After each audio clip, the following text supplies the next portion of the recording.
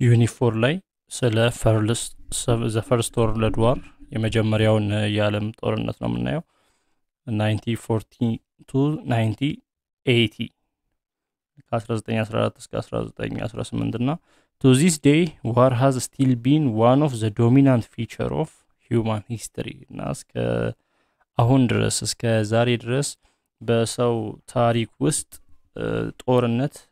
በጣም ዶሚናንት የሆነ ፓርት ነው ወይንም ከፍ ያለ ቦታ ነውና የሚሰጠው ጎልቶ የሚታይ ታሪክ ነው ማለት ነው but the first world war was exceptional from the wars that preceded it in terms of nations involved and the destruction it caused ነገር ግን የመጀመሪያው የዓለም ጦርነት በሚታይበት ጊዜ ከዛ በፊት ከነበሩት ጦርነቶች በጣም ሰፋ ያለ ኤክሰፕሽናል የሆነ አይነት ጦርነት ነው ምክንያቱም ከተሳተፉት ሀገራት አንፃር ሲታይ ካደረሰው ውድመት አንፃር ሲታይ በጣም ሰፋ ያለ ነው it was a global war ዓለም አቀፋዊ ጦርነት ነው ማለት ይቻላል ያን የመጀመሪያውን የዓለም ጦርነት because more than 30 nations were involved ምክንያቱም ከ30 በላይ ሀገራት ነው የተሳተፉት በጦርነቱ and it was fought by land sea and air የተዋጉትም በመሬት በየብስ በባህር በአየር ሁላ ተዋግተው ነበር the first world war 1914 to 1980 was basically the result of economic and political rivalries among the industrialized nations of Europe ይሄ የመጀመሪያው የዓለም ጦርነት ከ1914 እስከ 1918 ለአራት ዓመታት የተካሄደው የዓለም ጦርነት የተነሳበት ምክንያት ምንድነው ፉክክር የፖለቲካ ፉክክር የኢኮኖሚያዊ ፉክክር በሀገራት መካከል የተነሳው ፉክክር ነው ወደዚህ ጦርነት ውስጥ እንዲያመራ ያደረገው በአውሮፓ ሀገራት መሃል የተነሳው ፉክክር ነውና these rivalries gave rise to conflicts that led to the formation of mutually antagonistic military alliances እና ይሄ ፉክክር ወዴት አመራ የወታደር አንድነት ወይንም የወታደር ህብረት ቡድን መፈጠር ጀመረ ማለት ነው አላያንሶች መፈጠር ጀመሩ የጦር አላያንሶች አንዱ ሀገር ከሌላው ጋር አንድ የሆነ መቧደን ጀመረ the war started between a few nations belonging to the two hostile military blocks እና ጦርነቱም የጀመረው በሁለት ሀገራት መሃል ነው ሁለቱ ሀገራት ደግሞ ምንድነው ቡድን አላቸው እና የተለያየ ቡድን ውስጥ ያሉ ሁለት ሀገራት ባደረጉት ግጭት ነው ጦርነቱ ሊጀምር ይችላልና eventually dragged in several others to take part እና በሁለቱ ሀገራት ምክንያት የተለያዩ ሀገራት አንዱን እያገዘ ብዙ ሀገራት ገቡ in many countries the war brought about far-reaching political and economic consequences በተለያዩ ሀገራት ላይ ይሄ ጦርነቱ የተለያየ ፖለቲካዊና ኢኮኖሚያዊ ውጤቶች ነበሩት ኮንሲኩዌንሶች ይዞ የመጣው ውጤቶች ነበሩትና as a result of the war Russia experienced a revolutionary upheaval that gave rise to the first communist state in the world የጦርነቱ ውጤት ራሽያ ላይ ምንድነው ራሽያ የመጀመሪያው ኮሚኒስት ሀገር እንድትሆን በአለም ላይ እንድትሆን አድርጓታል አብዮታዊ ወይንም ለውጥ እንዲመጣ አድርጓል ኮሚኒስት ሀገር እንድትሆን እና the war also affected the peoples of Africa የአፍሪካ ህዝቦችንም ላይ ተጽዕኖ ያደረሰ ነበር ጦርነቱ many Africans fought in the war on the side of their colonial masters ብዙ የአፍሪካ ሀገራት ጦርነቱን የተሳተፉት እንዴት ነው ቀኝ የገዟቸውን ሀገራት እያገዙ ነው ለኮሎኒያል ማስተራቸው ሳይድ ሆነው ነው የተዋጉት at the end of the war they came back home filled with new ideas such as freedom and equality ከጦርነቱ መልስ በኋላ ግን ወደ ሀገራቸው ሲመለሱ እነዚህ አፍሪካውያን አይምሮአቸው በአዳዲስ ሐሳቦች ተሞልቶ ነበር በነጻነት ፍሪደም ከቀኝ አገዛዝ ነጻ የመውጣት ሐሳብ ኢኳሊቲ እኛም እኩል ነን ከሌሎች ጋር የሚል ሐሳብ ውስጣቸው ላይ ተጸንሶ ነበር የመጡት It was the spread and maturation of these ideas that partly created the ground for the birth of African nationalism. እና የነዚህ ሐሳብ ስብስቦች የነዚህ ሐሳብ መምጣት ነበር በኋላ ላይ የአፍሪካ ናሽናሊዝም የአፍሪካ ሀገራዊ አገር ወዳድነት ወይንም አህጉር ወዳድነት ናሽናሊዝም የሀገር ፍቅር ስሜት ሊጫር የቻለው እና ዘወርልድ ዋር ዘፈረስት ወርልድ ዋር በመናይበት ጊዜ ላይ ኢምፔሪያሊዝም ኤንድ ራይቫልሪ ፎር ኮሎኒስ ኢምፔሪያሊዝም ንጉሳዊ አገዛዝ እንዲሁም ለቀኝ ለመግዛት ፉክክር በመናይበት ጊዜ one of the basic causes of the first world war was the economic and political rivalries among industrialized nations of Europe ዋናው አንደኛው ፋክተር ምንድነው ይሄ ጦርነት እንዲነሳ የመጀመሪያው የዓለም ጦርነት እንዲነሳ ኢኮኖሚያዊ እንዲሁም ፖለቲካዊ ፉክክር በአውሮፓ ሀገራት መሃል ያለው ፉክክር ነው the economic and political rivalries were the result of the development of capitalism ይሄ ኢኮኖሚያዊና ፖለቲካዊ ፉክክር ይሄ ካፒታሊዝም የሚባለው አስተሳሰብ እንዲያድግ መንገድ የከፈተ ነበር The development of capitalism gave rise to an intense economic competition among the major powers of Europe to establish and expand empires. እና ይሄ የካፒታሊዝም ሐሳብ ጽንሰ ሐሳብ መምጣት ደግሞ ምን የፈጠረ ነው የኢኮኖሚ ውድድር ውስጥ ያስገባ ነው አገራትን እርስ በርሳቸው እንዲወዳደሩ ያደረገ ነው በተለይ እነዚህ ሜጀር ፓወር የሚባሉ ትልቅ ስልጣን ባላቸው ሀገራት መሃል ፉክክር ውስጥ ውድድር ውስጥ የከተታቸው ሆነ In Europe, countries like Germany, France, Britain, Austria, Hungary, Russia and Italy competed one another over economic interests, territory, recognition, great power status and prestige. አያችሁ አይደል በአውሮፓ እነዚህ ሀገራት እነዚህ በኃይል ከፍተኛ ሀገራት የሚባሉ ናቸው እና ጀርመን ፍራንስ ብሪቴን እና ራሽያ እና አውስትሪያ እና ኢታሊ ምን ላይ መፎካከር ጀመሩ አንደኛ ኢኮኖሚው ላይ ይፎካከራሉ ሁለተኛ ድንበር መያዝ ላይ የተለያዩ ቦታዎችን ይወሩ ነበር ሀገራትን ይወሩ ነበር ድንበር ላይ ይፎካከራሉ ሌላ ሪኮግኒሽን እውቅና ላይ ይፎካከራሉ ሌላ ግሬት ፓወር ስታተስ ማን ነው የበለጠ ኃይል ያለው በሚለው ይፎካከራሉ ሌላ ፕሬስቲጅ ክብር ዝና ላይ ይፎካከራሉ ስለዚህ all except Austria Hungary and Russia also competed outside Europe for the control of overseas ከነዚህ ውስጥ ከአውስትሪያ ሃንጋሪ እና ከራሺያ ውጪ ደግሞ ሌሎቹ ጭራሽ ባህር ማዶ ድረስ ሄደው ቀኝ እስከ መግዛት ድረስ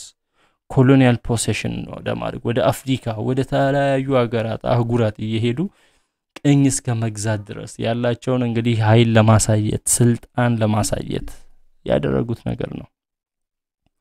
These developed countries also competed for raw materials እነዚህ ያደጉ ሀገራት ለራው ማቴሪያል ለጥሬ ዕቃ ለፋብሪካ ለሚያስፈልግ ጥሬ ዕቃ ይወዳደራሉ new opportunity አዳዲስ የሥራ ዕድሎችን ለማግኘት ይወዳደራሉ ለምን ለኢንቨስትመንት and profitable market for their finished goods ላመረቱት ዕቃ ደግሞ የሚሸጡበትን ገበያ ለማግኘት ይፎካከራሉ ፉክክር ውስጥ ነበሩ ብቻ These conflicting interests and overlapping ambitions inevitably led them to clashes እና ይሄ የሚጋጩ ፍላጎቶች ኦቨርላፕ የሚያደርጉ ያንዱ ፍላጎት ከሌላ ፍላጎት ጋር መጋጨት ወደ ክላሽ ውስጥ ወደ ግጭት ውስጥ ይከታቸው ነበር On several occasions before 1914 conflicting interests drove several European countries to the brink of a large scale war እና የ1914 የዓለም ጦርነት ዓለም አቀፉ ጦርነት ከመጀመሩ በፊት ከዛ በፊት እንደዚህ የሐሳብ መጋጨቶች ይመጣሉ እና እንደዚህ ጦርነት ለመግባት ጫፍ እየደረሱ ሲመለሱ ነበር ከዚህ ከአንደኛው ዓለም ጦርነት በፊት For instance, France and Britain were in bad terms when Britain established unilateral control over Egypt in 1882 ለምሳሌ ብሪቴን ኢጂፕትን ስትቆጣጠር በ1882 ዩኒላተራል ለብቻዋ በመትቆጣጠርበት ጊዜ ከፍራንስ ጋር ቅሬታ ውስጥ ገብተው ነበር እና the relation between these two countries went from bad to worse which culminated into the fashoda crisis of 1898 እና ይሄ ፉክክር ይሄ ግጭት ደግሞ እየተባባሰ ነበር የሄደው በእነዚህ በፍራንስና በብሪቴን መሃል የነበረው እና በኋላ ላይ ፋሾዳ ክራይሲስ ላይ በሱዳን በ1898 እስኪረጋጋ ድረስ ማለት ነው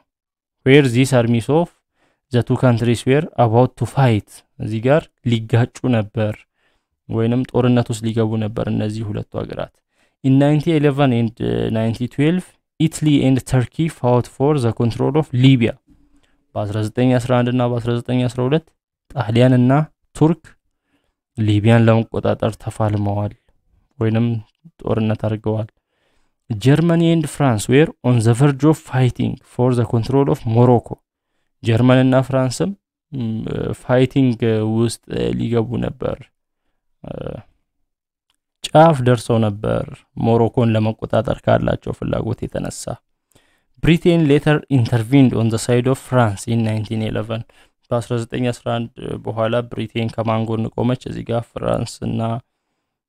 ከፍራንስ ጎን ቆመች ማለት ነው በ1911 ላይ This incident came to be known as the Agadir crisis ይሄ አጋዲር crisis የአጋዲር ቀውስ ይባላል These and other similar incidents further strained the existing tension ይሄና ሌሎች እንደዚህ የሚከሰቱ ኢንሲደንቶች የነበረውን ውጥረት የሚያባብሱ ነበሩ Militarism and the arms race በመናይበት ጊዜ ደግሞ the growing contradiction and strained relations created a sense of insecurity among European powers ይሄ ያደገ ያለው ግጭት በየጊዜው የሚነሳው በፉክክር የሚመጣው አለመግባባቶች በመሃላቸው የሚነሱ አለመግባባቶች እና እነዚህ ውጥረቶች ወደ ምን አመሩ ሀገራት ላይ ደህንነት ስጋት ውስጥ እንዲገቡ የሆነ ጊዜ መጥቶ ሊያጠቃኝ ይችላል በሚል ስለዚህ ትኩረታቸውን ወደ ተደረጉ ማለት ነው at the turn of the century the leading European powers were in a state of fierce competition to get themselves ahead of their rivals in terms of armament and military power ራሳቸውን በጦር ኃይል ማበልጸግ ላይ ነው የተያያዙት እነዚህ የአውሮፓ ሀገራት በዚህ ጊዜ በቃ እዛው ውድድር ውስጥ ነው የገቡት ወታደሮችን ማሰልጠን የጦር ዕቃዎችን ዘመናዊ የጦር ዕቃዎችን ማምረት ለመብለጥ እና the main subject of discussion in many parliaments of Europe was the issue of military budget እና አብዛኛው ጊዜ በአውሮፓ ፓርላማዎች ውስጥ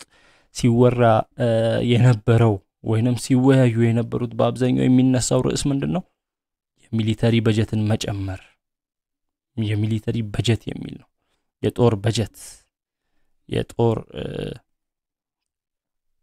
ሰራዊት በጀት France after her defeat in the Franco-Prussian War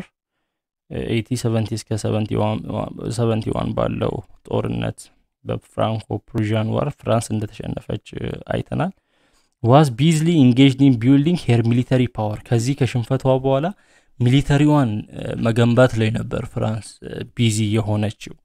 the French nationalists criticized the government for the defeat France suffered እና የፈረንሳይ ሀገር ወዳድ ሰዎች ወይንም ናሽናሊስቶች ፍራንስን እየወቀሱ ነበር እንዴት ተሸነፋላችሁ እንዴት እንዲሆናል የፍራንስን መንግስት ክሪቲሳይዝ እየተቸ ነበርና moreover they demanded the government regain the provinces of Alaska and Lorraine which they lost to Germany in 1871 እና ጭራሽ መልሳ ፍራንስ የተወቻቸውን በዚህ በጦርነቱ ምክንያት የተወቻቸውን የጀርመንን ግዛቶችና አላስኪና ሎሬንን መልሳ እንድትቆጣጠር ይፈልጉ ነበር የፍራንስ ናሽናሊስቶች following its unification Germany became one of the most powerful country in Europe ጀርመን ደግሞ አንድ ከሆነች በኋላ ከዩኒፊኬሽኑ በኋላ በአለም ላይ ኃያል ሀገር ሆነች in order to maintain its position Germany increased its military budget more than ever before እና ይሄንን ፖዚሽን ለማስጠበቅ ኃያልነቷን ለማስጠበቅ ደግሞ ጀርመን ምንድነው ያደረገችው የጦር ሰራዊቷ ላይ በጀት መደበች ጨምራ መደበች ከድሮ ይልቅ early in the 19th century Germany expanded her navy much to the delight and pride of German nationalists and the alarm of the British እና በ19ኛው ክፍለ ዘመን መጀመሪያ አካባቢ ደግሞ ጀርመን የጦር የባህር ጦር ኃይሏን ወይንም የባህር ኃይሏን ኤክስፓንድ አደረገች አሳደገች ይሄ ደግሞ ለጀርመን ናሽናሊስቶች ፕራይድ የሚሰጥ ክብር የሚሰጥ ነበርና the safety of these roads depended on the strength of the Royal Navy the British Naval Force እና እንዲሁም ብሪቲሽም እንደዚሁ ኔቪ ነበራት የባህር ኃይል ነበራት እና a remarkable achievement along these lines was the fact that Britain built the most powerful battleship in 1906 በ1906 ብሪቴን ሚገርም ወይንም ፓወርፉል የሆነ ባትልሺፕ ወይንም የጦር መርከብ እንደገነባች እናያለን በ1906 on the other hand after 3 years in 1909 Germany also built a similar battleship ከ3 አመት በኋላ በ1909 ደግሞ ጀርመንም ተመሳሳይ የጦር መርከብና ምን አይነት ፉክክር ውስጥ እንደሆኑ ማየት ይቻላል እነዚህ ሀገራት The European powers carefully assessed each other's strengths in terms of armed forces እና የአውሮፓውያን እነዚህ ፓወሮች አያል ሀገራት ይፈታተሹ ነበር እርስ በርስ እገሌ ምን ሰራ እገሌ ምን አደረገ ምን አይነት ጦር መሳሪያ ያለው ይያሉ አንዱ ከሌላው ጋር ፉክክር ውስጥ ነበር They increased the size of their respective armies and improved their war materials እና ሳይዙን የአርሚያቸው የጦር ሰራዊታቸውን ሳይዝ ማሳደግ የጦር መሳሪያዎቻቸውን ማዘመን ውስጥ ነው የገቡትና in almost all countries of Europe national military services have been made a standing obligation for citizens በአብዛኞቹ ሀገራት እንደዚህ የጦር ሰራዊትን መቀላቀል ሀገርን መጠበቅ ግዴታ ሆኖ ነበር ለሀገሩ ዜጎች ምክንያቱም የጦር ሰራዊቱን ነው በጣም እየገነቡ ያሉት In addition to this there was propaganda which stirred up the national feelings of each citizen እና በተጨማሪም ከዚህ ደግሞ እዛው የሀገሪቱ ዜጎች የሀገር ወዳድነት ስሜት እንዲያደግ ፕሮፓጋንዳ ነበር የሚታወጅ እና ይሄን ያለ ወታደራዊ ፉክክር ውስጥ የጦር ሰራዊትን መገንባት ውስጥ ነው የገቡት ሌላ creation of military alliance ህብረትን መፍጠር ወይንም መቧደን አላይ After the Franco-Prussian War Bismarck followed policy of isolating France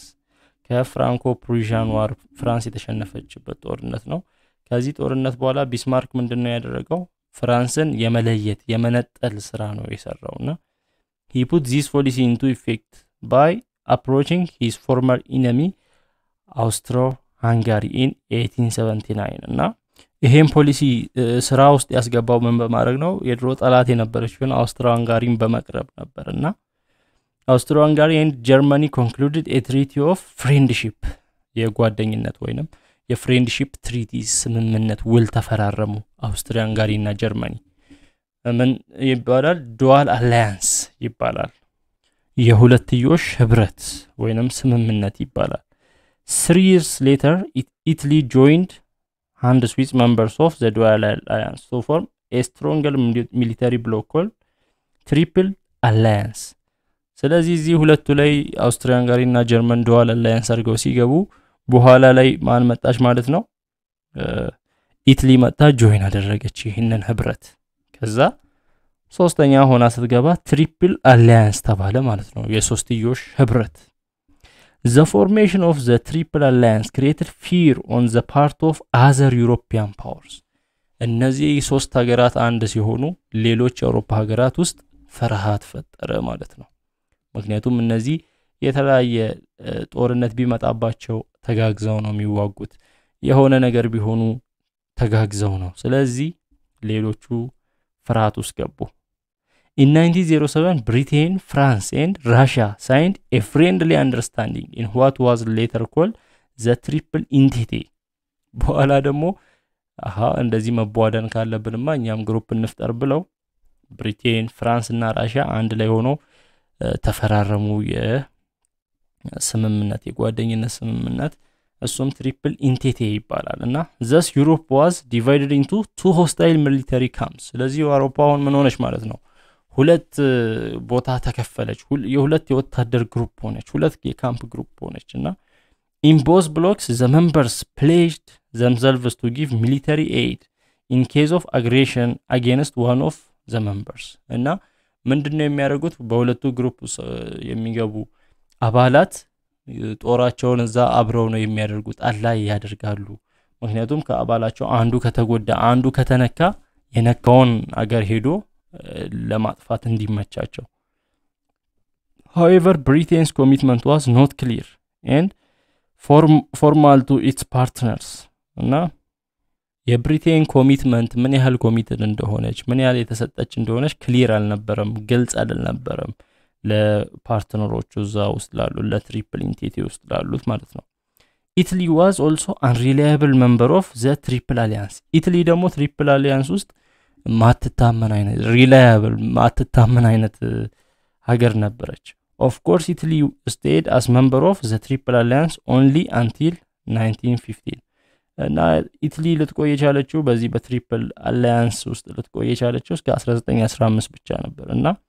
she joined the triple entity in that year ከዛ በኋላ ያኛውን ሌላኛውን ግሩፕ ትሪፕል ኢንቲቲን ተቀላቀለች ኢታሊ ናሽናሊዝም በመናይበት ጊዜ in 19th century Europe nationalism proved to be the main source of armed conflicts እና እንደዚህ የጦር ግጭቶች የሚነሱበት ምክንያት የየሀገራቱ የሀገር ፍቅር ወይንም ናሽናሊዝም ነበር Italy and Germany nationalism had achieved national unity ያው ዩኒት 2 ላይ እንዳየነው ጣሊያንና ጀርመን ውስጥ የተፈጠረው ናሽናሊዝም እነዛ ሀገራት አንድ እንዲሆኑ ጣሊያን አንድ እንድትሆን ጀርመን አንድ እንድትሆን ያደረገ ነበር but it had affected other European countries in some ways ነገር ግን የነዚህ አንድ መሆን ዩኒፋይ መሆን ሌሎችን የአውሮፓ ሀገራት ጉዳት ውስጥ የከተተ ወይንም የጎዳ ነበር for instance the German unification had humiliated the French people ለምሳሌ የጀርመን አንድ መሆን የፍራንስን ሰዎች ወይንም ህዝቦች አስቆጥቷል humiliate ያደረገ ነገር ነው After the victory over France in the Franco-Prussian War, Germany forcefully took the French provinces of Alaska and Lorraine. ምንድነው የሆነው? በፍራንኮ-ፕሩሺያን ዋር ፍራንስና ፕሩሺያ ባደረጉት ጦርነት ፍራንስ ስትሸነፍ ጀርመኒ የፍራንስ ያዘቻቸውን ጀርመን ውስጥ ፍራንስ ያዘቻቸውን አላስካና ሎሬን በግድ ነው የነጠቀችው ጀርመን. Moreover, the coronation of Wilhelm the First as the Emperor of United Germany was conducted in the French Palace of Hall of Mirrors at the Versailles እና ጭራሽ ይሄ ንጉሱ የጀርመን ንጉስ ኢምፔሪየር የሆነው ሰው ኮንዳክትድ የተደረገው ወይንም ሹመት የተደረገው በፈረንሳይ ሃል ውስጥ ነው ወይንም በፈረንሳይ ፓላስ ውስጥ ነው ፈረንሳይ ሀገር ባለ ቨርሳይሊስ ውስጥ ባለ ፓላስ ውስጥ ነውና ይሄ ንቀትም ነውና This created a desire for revenge among the French and wait for opportune time to regain their lost provinces. ይሄ የፍራንስ ሰዎችን ያስቆጣ ነበርና ቂም በቀል ለመበቀል ይሄን ነገር ለመበቀል ጊዜ እየጠበቁ opportune time አመቺ ጊዜ እየጠበቁ ነበርና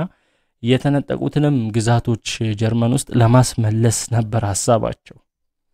More than any part of Europe nationalism and national discontent was very high in the Balkan region ላይ የናሽናሊዝም ፊሊንግ እንዳለ ዩኒት 2 ላይ አይተናል በዚህ መጽሐፍ ላይ This made the region a storm center at the eve of World War the First እና በወርልድ ዋር the First መጀመሪያ አካባቢ ይሄ ሪጅንም ሴንተር እንዲሆን የስቶርም የማዕበሉ ሴንተር እንዲሆን የጥል ሴንተር እንዲሆን ያደረገው ነው Beginning from the 1820s The people of the Balkans had fought wars of liberation against their oppressor. በ1820 አካባቢ እነዚህ የባልካን ሰዎች ቅኝ የገዟቸውን ሰዎች ነፃ ያወጡ ነበር ኦፕረስ ካረጓቸው ከገዟቸው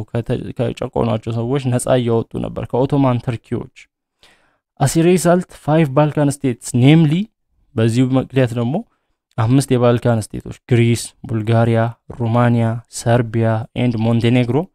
appeared on the map of Europe as independent states እነዚህ አምስቱ የባልካን ሀገራት ጭቆና ውስጥ የነበሩት ካርታ ላይ ራሳቸውን የቻሉ ግዛቶች ሀገራት ሆነው ወጡ ማለት ነው However many of these states felt that their independence was ኢንኮምፕሊት ነገር ግን አብዛኞቹ ከነዚህ አገራት አብዛኞቹ ነፃነታቸው ፉል እንዳልሆነ ወይንም እንዳላለቀ ኮምፕሊት እንዳልሆነ ያስቡ ነበር This was because a large number of their fellow nationals in provinces such as Bosnia ለምንድነው አሁንም የነሱ አባል የሆኑ ወይንም የነሱ ዜጎች የሆኑ ሰዎች እንደ ቦስኒያ ያሉ ማለት ነው እንደ ሄርዜጎቪና እንደ ማቄዶኒያ ያሉ እስካሁን ቀኝ ግዛት ላይ ስላሉ እስካሁን እነሱ ተለይተው ስላሉ The first two provinces were under Austro-Hungary's control since 1878 የመጀመሪያዎቹ ሁለቱ ቦስኒያና ሄርዜጎቪና በአውስትሮ-ሃንጋሪ ቁጥጥር ስር ነበሩ ከ1878 ጀምሮ The other Macedonia was still part of the Ottoman Empire ሌላው መቄዶኒያ ደግሞ አሁንም የኦቶማን ኢምፓየር ነበረች ስለዚህ እነዚህ በአውስትሮ-ሃንጋሪና በመቄዶኒያ ውስጥ ናቸው ለዛ ነው የባልካን ሀገራት ስቲል ኮምፕሊት አይደለም ነፃነታችን እነዚህ ሀገራት እስካሁን ቀኝ ግዛት ውስጥ ስላሉ ብለው ያስቡ ነበር Russia supported Serbian nationalism and with Russian approval the Balkan states Serbia, Montenegro, Bulgaria and Greece formed a league what was known as the Balkan League Russia Serbian አገዘች የሰርቢያን ናሽናሊዝም ወይንም የሀገር ፍቅር አገዘች ከዛ ራሺያ ስታገዝ እነዚህ የባልካን ሀገሮች እነ ሰርቢያ ሞንቴኔግሮ ቡልጋሪያ እና ግሪስ ሊግ ፈጠሩ ማለት ነው የባልካን ሊግ የሚባል አንድ ሊግ ፈጠሩ In the first Balkan War of 1912 the Balkan League defeated Ottoman Turkey and took Macedonia ስለዚህ እነዚህ አንድ የሆኑት ሊግ የባልካን ሊግ አገራት አንድ ሆነው ሄዱና ኦቶማን ተርኪን ዲፊት አደረጉ አሸነፉ ከዛ በኦቶማን ተርኪ ቁጥጥር ስር የነበረችውን መቄዶኒያን ነፃ አወጡ Shortly after members of league quarreled among themselves over the division of the territory which they acquired from Ottoman Turkey ከዛ ከኦቶማን ተርኪን ካሸነፉ በኋላ ከኦቶማን ተርኪ ያስለቀቁትን ግዛት መከፋፈል ላይ እንደገና ሌላ ግጭት ውስጥ ገቡ እርስ በራሳቸው እነዚህ ሊግ ውስጥ ያሉት አባላት ከኦቶማን ተርኪ ያስለቀቅናቸው በሚል ያስለቀቅናቸው ግዛቶች በሚል ክፍፍል ላይ ግጭት ውስጥ ገቡ This quarrel led to the second Balkan War of 1930 ይሄ ቂም ደግሞ ወይንም ይሄ መኮራረፍ ወደ ሁለተኛው የባልካን ጦርነት በ1913 ለተካሄደው መንገድ ከፋች ሆነ As a result of this war Bulgaria lost almost all her gains from the first Balkan War በዚህ ጦርነት ምክንያት ቡልጋሪያ መጀመሪያ ያገኘቻቸው ሁሉንም በሚባል መልኩ ጥቅሞች አጣች ማለት ነው በመጀመሪያው ጦርነት ካገኘቻቸው Serbia became bigger and stronger and now wanted Bosnia Serbia አሁን ታላቅ ሆነች ጠንካራ ሆነች ቦስኒያን ፈለገች እና which was still part of Austro-Hungary ቦስኒያ ደግሞ still የአውስትሮ-ሃንጋሪ ፓርት ናት This became the main cause for the quarrel between Austro-Hungary and Serbia that finally led to the outbreak of the First World War ስለዚህ የሰርቢያ ቦስኒያን መፈለግ ቦስኒያ ደግሞ አውስትሮ-ሃንጋሪ እጅ ውስጥ ነው ያለችው ያንን ከአውስትሮ-ሃንጋሪ አውጥቶ ለራሷ ለማድረግ መፈለግ ቂም ውስጥ ከተታቸው ሁለቱን ሀገራት አውስትሮ-ሃንጋሪና ሰርቢያን ይሄ ደግሞ የመጀመሪያው የዓለም ጦርነት እንዲነሳ ያደረገ መንገድ ነበር The Balkan crisis of 1912 to 1913 brought Russia and Serbia closer together ይሄ የባልካኑ ግጭት ያው ራሻና ሰርቢያን ያቀራረበ ነበር ምክንያቱም ራሻ ሰርቢያን አግዛ ነው ከአውስትሮ-ሃንጋሪ እጅ እንድትወጣ የሆነችው ማለት ነው ሰርቢያ ስለዚህ ራሻና ሰርቢያን ያቀራረበ ነው and intensified the hatred of Russia and Serbia for Austria እና የራሻንና የሰርቢያን ለአውስትሪያ ያላቸውን ጥላቻ ደግሞ ኢንተንሲፋይ ያደረገ ያጎላ ኬዝ ነበር